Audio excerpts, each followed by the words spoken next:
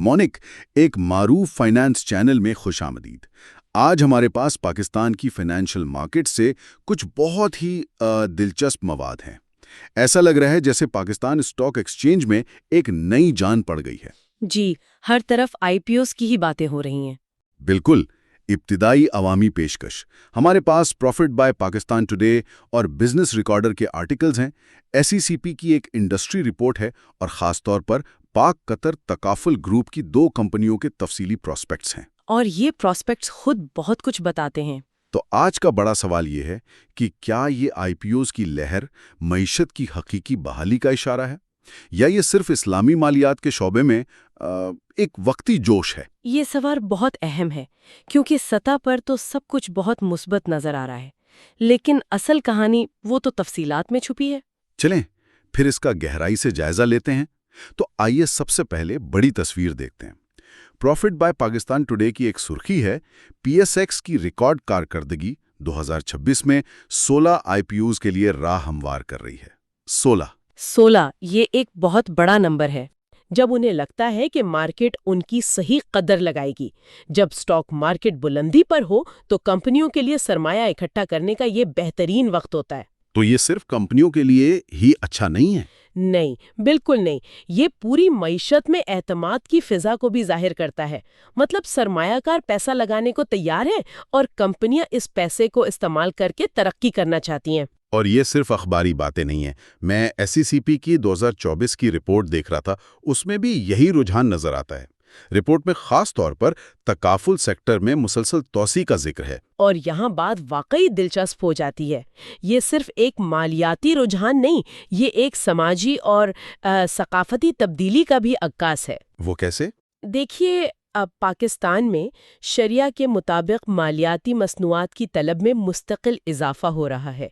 लोग ऐसे मालियाती निज़ाम का हिस्सा बनना चाहते हैं जो उनकी अक़दार से मुताबिकत रखता हो।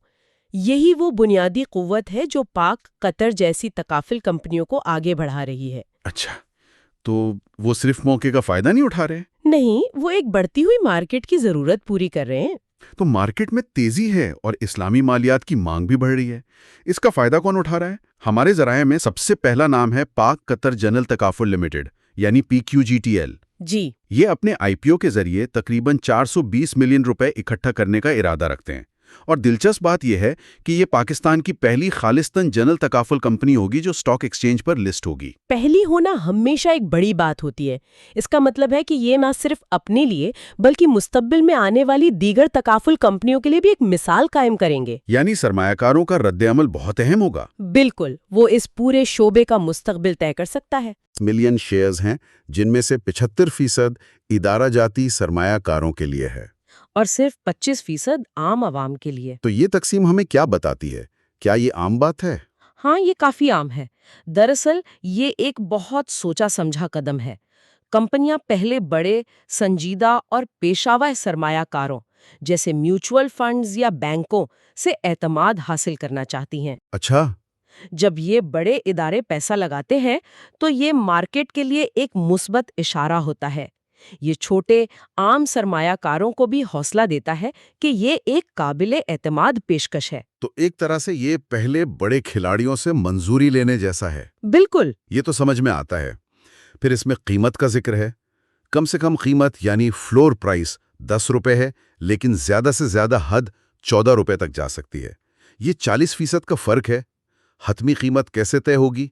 ये बुक बिल्डिंग का अमल क्या है? बुक बिल्डिंग को एक नीलामी की तरह समझें। आईपीओ से कुछ दिन पहले कंपनी बड़े इदारा जाती सरमायाकारों को दावत देती है कि वो बताएं कि वो किस कीमत पर कितने शेयर्स खरीदने को तैयार हैं। तो वो बोलियां लगाते हैं? जी, वो 10 से 14 रुपए के दरमियान अपनी बोलियां लगाते हैं। जिस कीमत पर कंपनी के ज्यादातर शेयर्स फरोख्त हो जाते हैं, उसे स्ट्राइक प्राइस कहते हैं। और फिर उसी कीमत पर आम लोगों को भी शेयर्स मिलते हैं? बिल्कुल। फिर उसी हतमी कीमत पर शेयर्स आम आवाम को भी पेश किए जाते हैं। ये कीमत तय करने का एक शफाफ और मार्केट पर मबनी तरीका है। ठीक है। अब एक और चीज जिसने मेरी तवज्जो खींची वो है इसकी क्रेडिट रेटिंग। प्रोस्पेक्टस में लिखा है कि पैक्रा और वीआईएस दोनों ने इसे A+ کی انشورر فائنینشیل اسٹرینتھ ریٹنگ دی ہے۔ یہ سننے میں تو بہت اچھا لگتا ہے، لیکن ایک عام سرمایہ کار کو اسے کتنی اہمیت دینی چاہیے؟ یہ ایک بہترین سوال ہے۔ دیکھیں، ریٹنگ ایک بہت اہم اشارہ ہے۔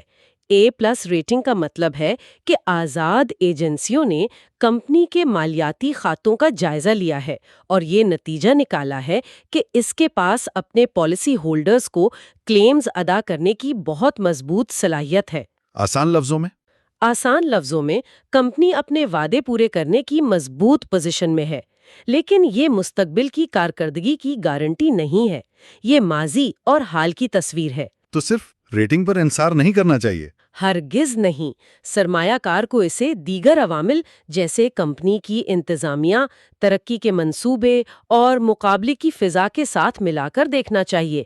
یہ ایک اہم ٹکڑا ہے، لیکن پوری تصویر نہیں ہے۔ چلیں اب اس تصور پر آتے ہیں جسے ہم بار بار استعمال کر رہے ہیں، تکافل۔ میں نے پراسپیکٹس پڑھا اور یہ وکالہ وقف ماڈل میری سمجھ سے باہر تھا۔ یہ روایتی انشورنس سے اتنا مختلف کیوں ہے؟ ضرور، اسے ایک محلے کی کمیٹی کی طرح سمجھیں۔ سب لوگ کمیٹی میں تھوڑے تھوڑے پیسے ڈالتے ہیں تاکہ اگر کسی کو اچانک کوئی مالی ضرورت جیسے بیماری یا حادثہ پیش آ جائے تو اس پول سے اس کی مدد کی جا سکے۔ اچھا، یعنی یہ باہمی تعاون کا نظام ہے؟ بالکل، تکافل میں بھی یہی ہوتا ہے۔ تمام شرکا یعنی پالیسی ہولڈرز اپنی رقم ایک مشترکہ وقف فنڈ میں ڈالتے ہیں۔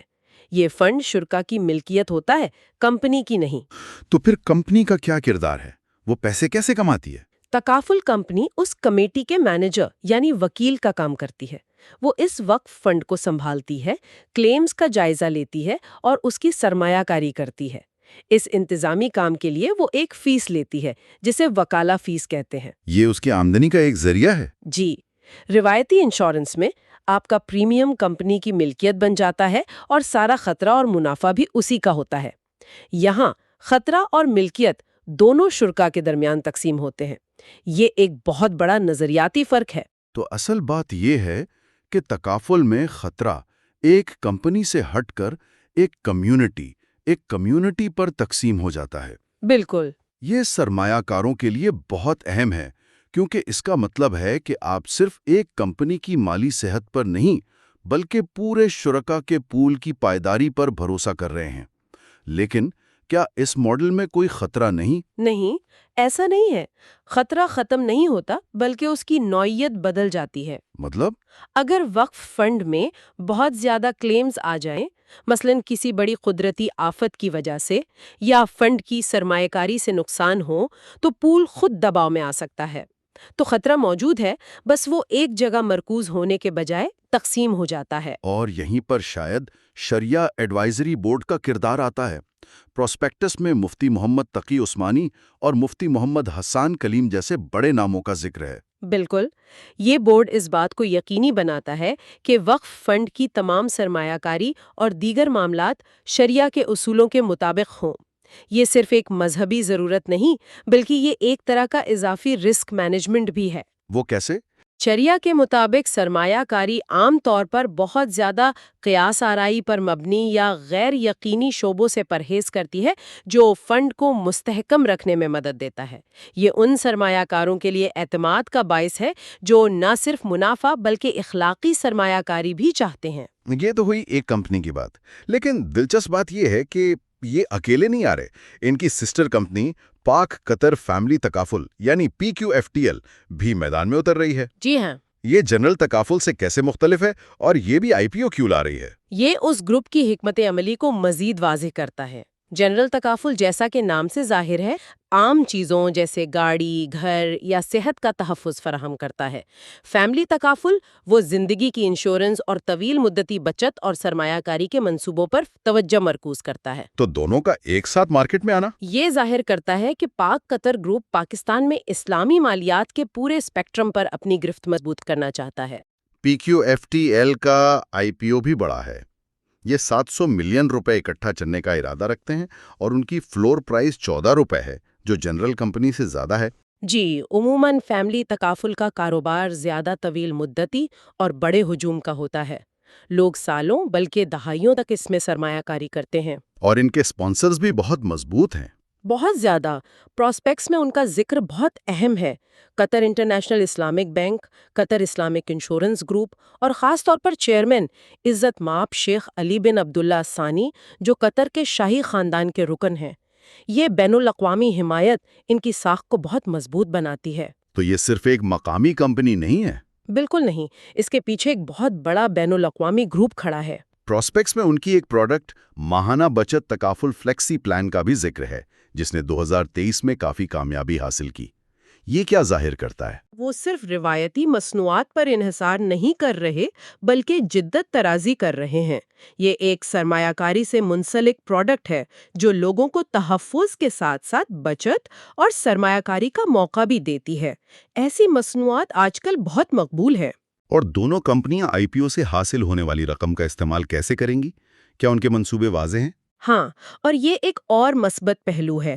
پراسپیکٹس کے مطابق وہ یہ رقم ٹیکنالوجی اور آئی ٹی کے نظام کو بہتر بنانے، نئی شاخیں کھولنے، مارکیٹنگ اور برانڈ کی تشہیر اور خاص طور پر ڈیجیٹل سیلز کو بڑھانے کے لیے استعمال کریں گے۔ Digital sales? جی، یہ ظاہر کرتا ہے کہ وہ مستقبل کی طرف دیکھ رہے ہیں۔ وہ جانتے ہیں کہ اگلی نسل کے صارفین بینک کی شاخ میں نہیں آئیں گے بلکہ اپنے فون سے سب کچھ کرنا چاہیں گے۔ ڈیجیٹل صلاحیتوں پر یہ توجہ ان کی طویل مدتی حکمت عملی کی عکاسی کرتی ہے۔ ٹھیک ہے، ہم نے مارکیٹ کا جائزہ لیا، کمپنیوں کو سمجھا اور تکافل کے ماڈل کو بھی پرکھا۔ اب سب سے اہم سوال، ایک عام سرمایہ کار کے لیے ان تمام معلومات کا کیا مطلب ہے؟ کیا یہ ایک سنہری موقع ہے؟ یہ ایک موقع ضرور ہے، لیکن ہر موقع کے ساتھ خطرہ بھی جڑا ہوتا ہے۔